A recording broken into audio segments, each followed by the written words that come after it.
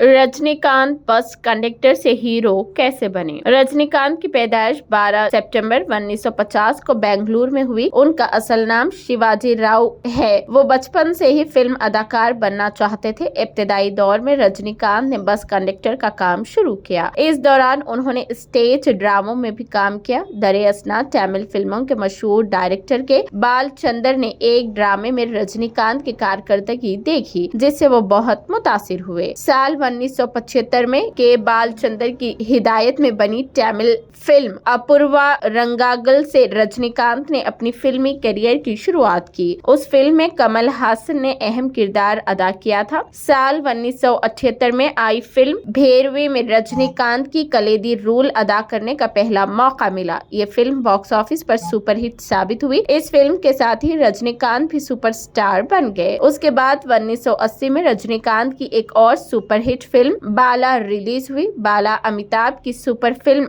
Don के remake थी। साल 1983 में रिलीज फिल्म अंधा कानून के जरिए रजनीकांत ने बॉलीवुड में भी कदम रखा। उस फिल्म में रजनीकांत की अदाकारी निहायत शानदार थी। नाजरीन ने रजनीकांत का ये अंदाज बहुत पसंद किया। अंधा कानून सुपरहिट फिल्म रही। उसी दौरान रजनीकांत ने जॉन जानी जनार्दन में ट्रिपल रोल किया। हालांकि ये फिल्म बॉक्स ऑफिस पर कोई खास असर नहीं दिखा सकी। 90 की दिहाई में रजनीकांत साउथ फिल्मों के सुपरस्टार बन गए। रजनीकांत ने जितनी भी फिल्मों में काम किया सभी बॉक्स ऑफिस पर तकरीबन हिट रही। साल 2007 में रजनीकांत की film Shivaji the boss release हुई। उस फिल्म ने बॉक्स ऑफिस पर कामयाबी के नए झंडे गाड़े। Shivaji the box Hindustan cinema की तारीख में पहली फिल्म है जिसने हॉलीवुड रिजर्वेशन टेक्निक का इस्तेमाल किया। साल 2010 में रजनीकांत की फिल्म रोबोट रिलीज हुई। उस फिल्म ने रजनीकांत के साथ ऐश्वर्या रॉय थी।